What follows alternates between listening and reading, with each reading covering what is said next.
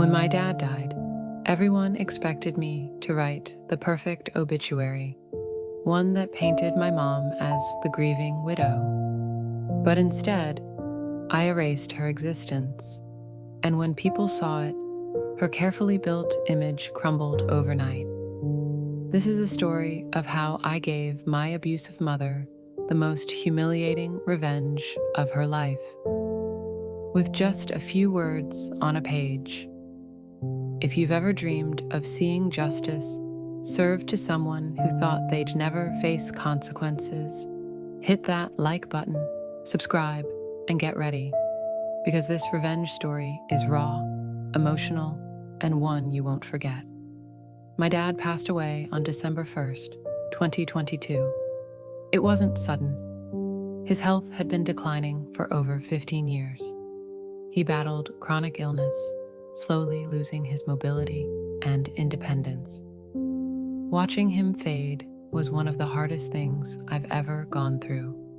But what made it unbearable wasn't just the sickness, it was my mother. While most spouses step up when their partner gets sick, my mom saw it as an opportunity. She was never a kind person to begin with, selfish, manipulative, cold. As his illness worsened, she didn't become a caregiver. She became a predator. She'd tell people they were separated or divorced, all while still living in his house, still draining his money, and still controlling him. She flirted with men online, promising she'd run away and marry someone else. But she never did. Why? Because she had my dad, right where she wanted him. Trapped, dependent, unable to fight back. She controlled his finances. She neglected his needs. And when my dad needed her most, she treated him like dead weight. We tried to get her kicked out, even arrested. We went down every legal avenue we could, but the system shrugged and told us it was a civil matter. So my dad stayed in the house he'd worked his whole life to pay for, a house he was too proud to abandon. And he suffered. For years, I begged him to move in with me, to let me take care of him. But he was stubborn. His house was his pride, his achievement. And I understood. But when his health completely collapsed, I had no choice. The day after Thanksgiving, I brought him home on hospice. I made a promise. His last days would be full of dignity, peace, and love. And I kept that promise. For the first time in years, he wasn't under her control. He was under mine.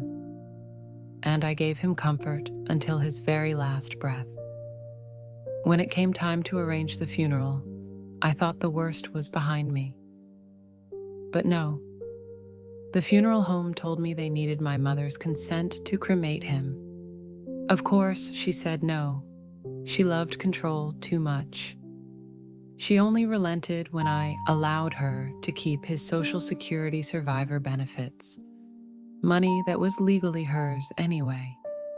Even in death, she was bargaining. But when it came time to write his obituary, something inside me snapped. Why should she get to be seen as the grieving widow? Why should she be honored after years of neglect, exploitation, and abuse? She didn't deserve the title of wife. She didn't deserve sympathy. So I did the one thing she could never undo. I erased her. There was no mention of her in the obituary. No acknowledgement that she ever existed in his life. As far as the world would know, my dad died with only me by his side. When it was published, chaos erupted. Family friends called, confused. Relatives whispered. People started asking questions. Where's his wife? Why wasn't she mentioned? And that's when I told the truth. I didn't hold back. I told them about the years of abuse, the neglect, the way she exploited him. I told them about the emotional scars I carried from growing up under her narcissism. And suddenly, her carefully constructed mask, the one where she was the victim, the long-suffering wife, shattered into pieces. Her reputation? gone. Her victim complex? Exposed.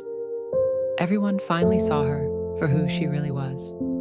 Imagine it, a woman who spent decades controlling, manipulating, and abusing her family, finally stripped of her favorite weapon, her image. She lost her mind when she realized she wasn't in the obituary. She screamed, cried, demanded answers.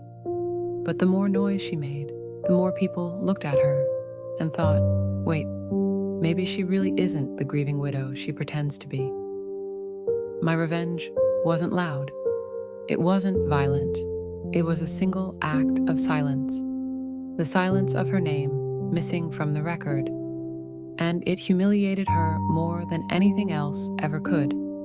Sometimes revenge isn't about yelling or fighting or even winning in the moment. Sometimes the sweetest revenge is simply denying someone the recognition they crave the most. My mother wanted to be immortalized as the widow. Instead, she was erased. And honestly, if I had to do it again, I'd do it in a heartbeat. If this story gave you chills, smash that like button and share it with someone who loves a satisfying dose of karma. Tell us in the comments, what's the coldest but most satisfying revenge you've ever seen? And don't forget to subscribe for more stories where justice gets served in the most unexpected ways.